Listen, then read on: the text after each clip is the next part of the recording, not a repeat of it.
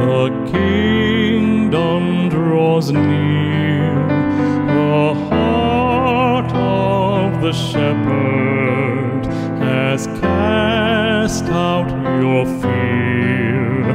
He gives us the treasure no thief can destroy, a banquet of mercy, a table of joy.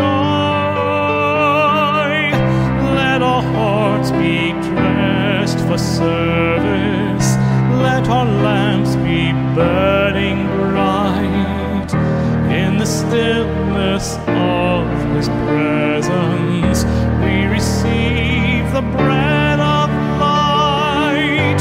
Faithful servants at His table, bowed in love and humbled true, as He gives Himself in silence we become